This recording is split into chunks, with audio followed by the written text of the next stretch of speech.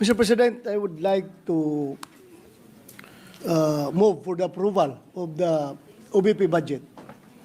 I second the motion. Is there any objection? There being none, the motion is hereby approved.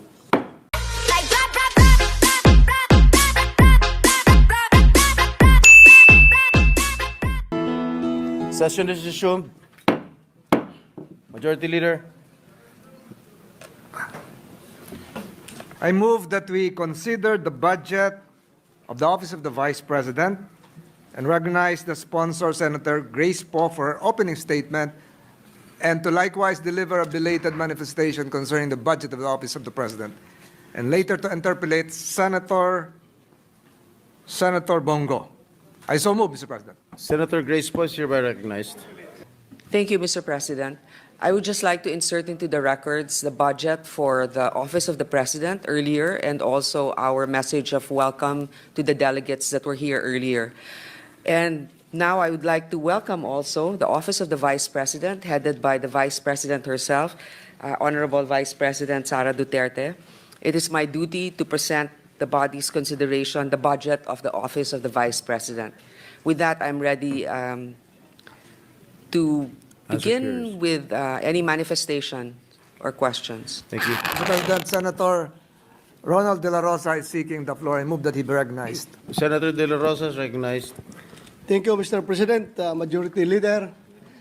Mr. President, before I would make a motion, I would like to make this manifestation that in the proper time, in the period of interpellation, if it is okay with the good sponsor, that I'm going to introduce some amendments to the OBP budget, if it's okay with the good sponsor. Yes, the proposal is welcome.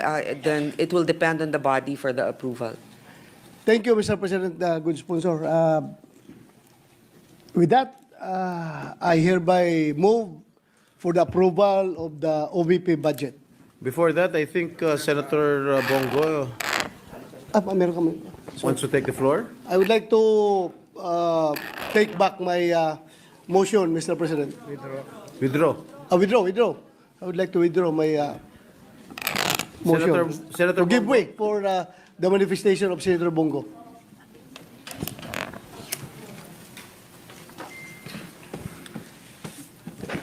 Thank you, Mr. President. As we know, the Office of the Vice President ang ikalawang pinakamataas na opisina sa ating gobyerno. Ang sinumang nakaupo dito ay inihalal ng taong bayan at may responsibilidad na maghatid ng serbisyo, lalo na po sa mga nangangailangan. Sa totoo lang po, inihalal po ang Vice Presidente hindi lamang para umupo sa pwesto at maging spare tire. Kung gusto naman pong magtrabaho, ay bigyan po natin siya ng pagkakataong magtrabaho. Inihalal po siya na maglingkod at tumugon sa mga pangangailangan ng ating mga kababayan.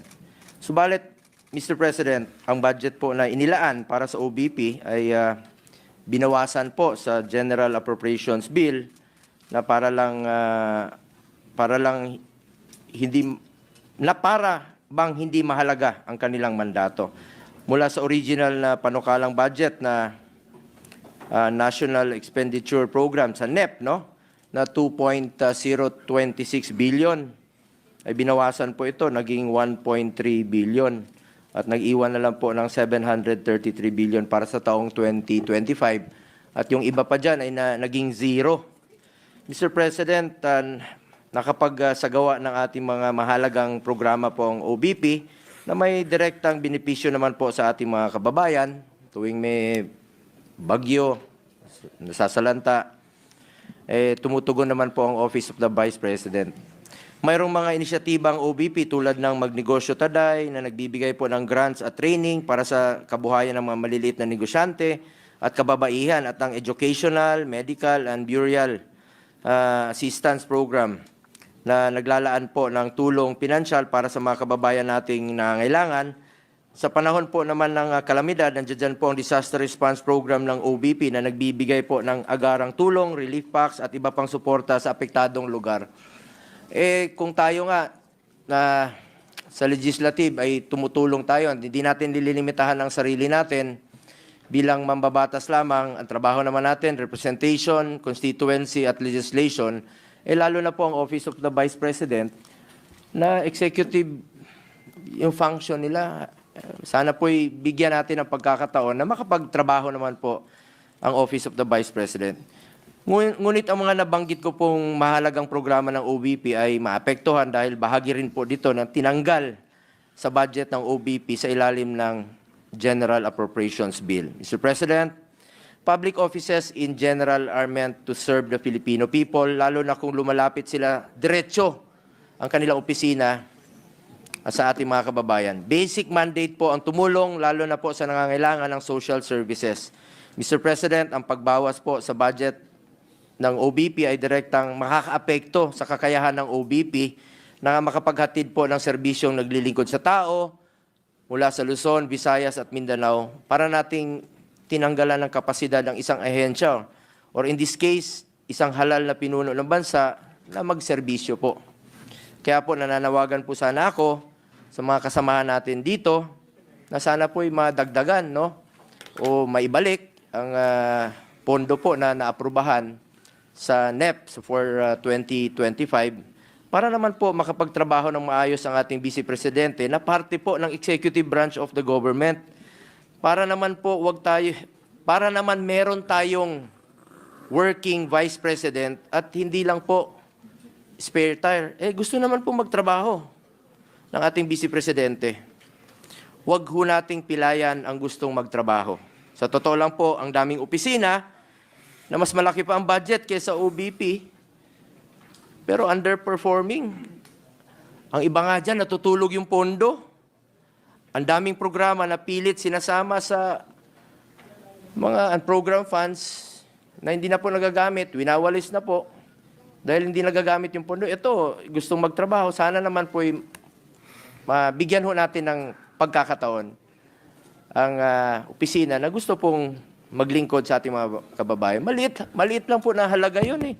Kumpara po sa napakaliit na pie lang po yun sa kabuuang budget po ng ating bansa.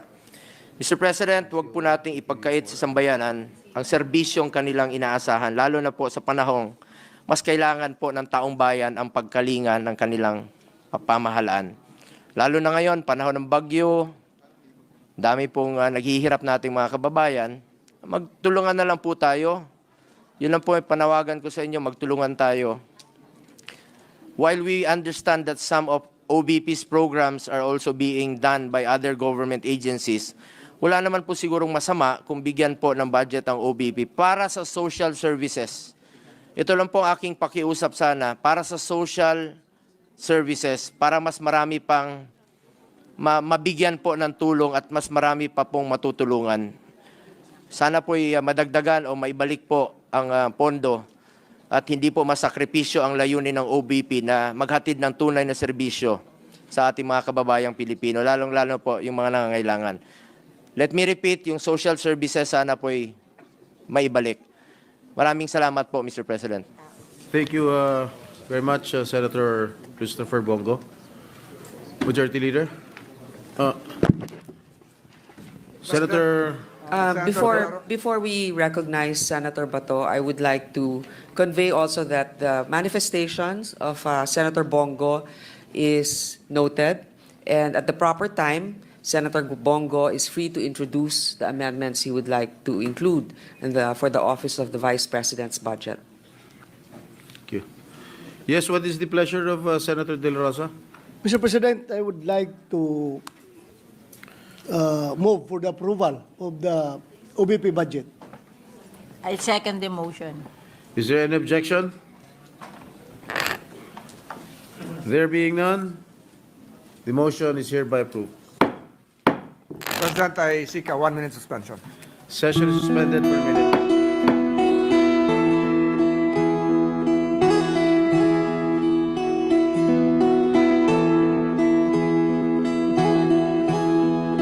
Ikaw ang pangulo para sa pagbabago.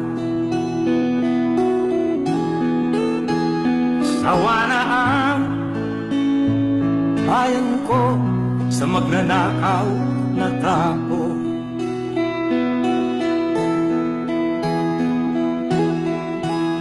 Madilim na kahapon,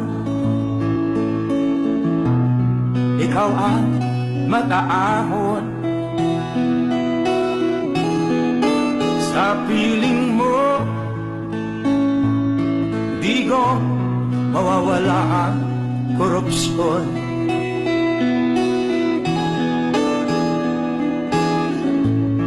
Tayo na, Pilipinas, tayo na magbago.